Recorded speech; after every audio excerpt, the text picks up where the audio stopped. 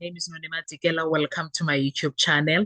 So I want us to talk about something else that irritated the rest of us when it comes to the Senzo Meyiwa case, especially something that comes from people that are supposedly very educated, because we are dealing with a Dr. Sibanda here, meaning that he has a PhD. So expectation is that societally, the expectation is that once someone is called Dr. So and so, everything that comes out of their mouth is supposed to be profound.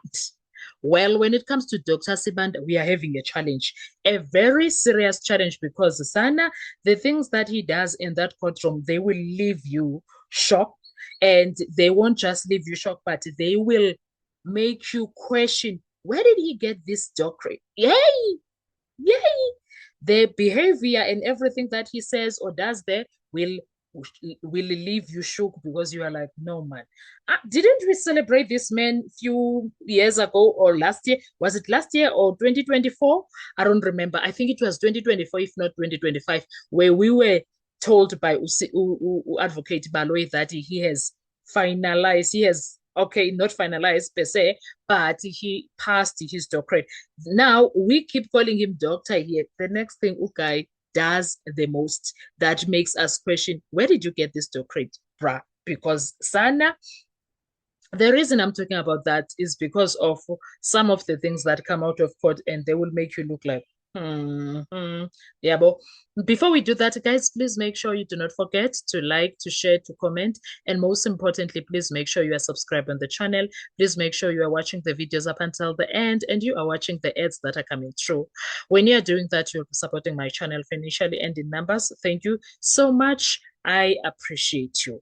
Now, let's deal with the DNA bombshell, because Sibanda is the one person that will make, Sibanda and Baloy, including the judge, they will make you question a lot of things, okay? Sibanda and Baloy, on 2023, October 2023, they brought an expert, a DNA expert, to come and explain to the court the results of the DNA that was taken from the 5 accused.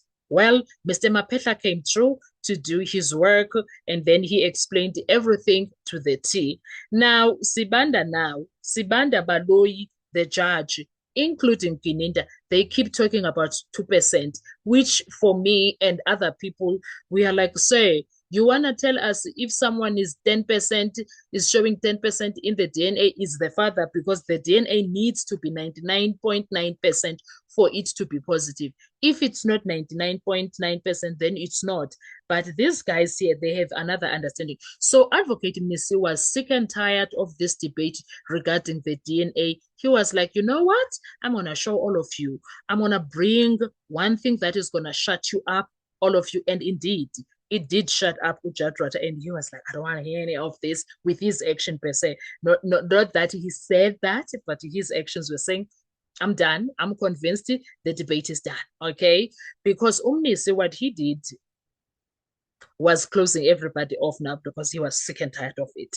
Now, ladies and gentlemen, just when many thought the DNA debate in the Senzo Meyiwa murder trial had finally been laid to rest, Advocate Mnisi walked into a court and reignited one of the most fiercely tested issues in this case, okay? Because he was sick and tired, as I already said.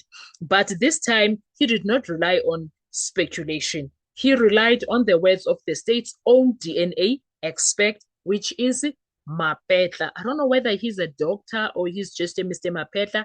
That I am not sure of. But what I can tell you is that he was there and he gave his thing. Now, and if Sibanda's interpretation is something else, then there's nothing that we can do. But right now, Mnisi was reading onto the record the interpretation of Mr. Mapetla. Then the prosecution faces a difficult question after this. Can the state rely on partial DNA matches after its own expert testified that a contributor must match across all the required DNA regions? Let's break down exactly what happened. The courtroom atmosphere changed the moment Mnisi stood up. He began by saying that the DNA issue had already been resolved long ago by Captain Johannes Masetla, the state's forensic DNA expert. Mnisi argued that the prosecution was attempting to revisit an issue that its own witness had already answered. To prove this point, he took the court back to a transcript from 10 October 2023. Instead of giving his own interpretations, Advocate Mnisi read directly from the record. The prosecutor had asked Captain Masetla an important question. If a suspect appears in only some of the DNA regions found in a mixed sample, does that have any significance? Captain Masetla answers, and his answer became the centerpiece of Mnisi's argument. He explained that forensic scientists examine multiple DNA regions, known as loci, when comparing DNA profiles. According to the evidence quoted in court, a person can only be included as a contributor if the required DNA regions match. If they do not, that person is excluded as a contributor to that DNA profile. That answer, according to Mnisi, should have settled the matter, but he wasn't finished. He reminded the court that Judge Ratamokgwatleng had personally questioned Captain Masetla during his testimony. The judge used a simple analogy. If identification requires 7 identifying points, having only 6 is not enough. Captain Masetla agreed that the same principle applied to DNA analysis. The expert further explained that although someone's genetic characteristics might appear in some parts of a mixed DNA sample, that does not automatically make them a contributor. The conclusion, according to the testimony Mnisi relied upon, is that a contributor cannot be identified based only a partial correspondence.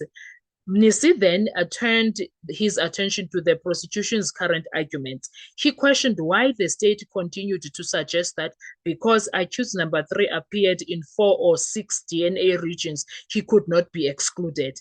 According to Mnisi, that argument directly contradicts the testimony given by the state's own DNA expert. His criticism became even sharper. He said experienced prosecutors should not present scientific evidence in a way that could mislead the court or junior prosecutors who may be following the proceedings. His memorable remark was, "Please, teacher, don't teach me nonsense." It was one of the strongest exchange of the day that day, okay? But it is important to understand exactly what was happening here. Mnisi was making a legal submission. He was arguing that the prosecution's interpretation of the DNA evidence was inconsistent with Captain Masetla's testimony. That does not mean the court has accepted Mnisi's argument. After listening, Judge Mokgwatleng did not issue a ruling on the DNA issue. It's not something that is new, him not issuing rulings. That's what he does. We are not shocked with that.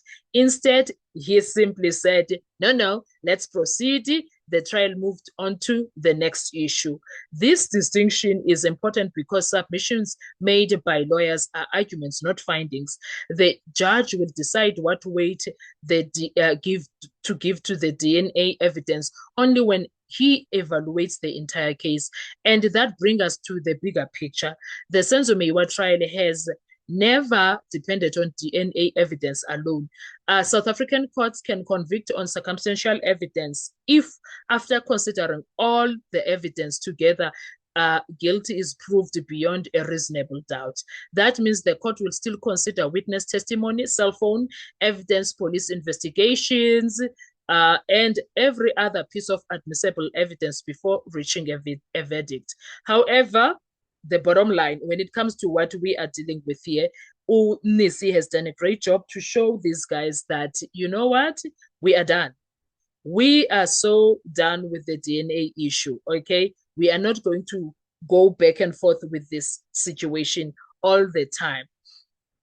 Now, however, the defense clearly believes that if the court accepts Captain Masetla's evidence in the way Mnisi interprets it, then the prosecution cannot rely on partial DNA matches to strengthen its case. Whether the judge ultimately agrees remains one of the key questions still to be answered. One thing is certain, though, the DNA debate is far from over, and if this exchange is any indication, the final judgment will likely address this issue in considerable detail. So what are your thoughts when it comes to all of this? What do you think? Did Mnisi expose a contradiction in the state's argument, or do you believe that the prosecution can still rely on the rest of its evidence, even if the DNA does not directly implicate the accused? Share your thoughts respectfully in the comments below. If you enjoy this breakdown, don't forget to like this video, subscribe to the channel, and turn on notifications so you never miss our in-depth analysis of the Senzo Meyiwa murder trial. I'll see you on our next video. Bye-bye.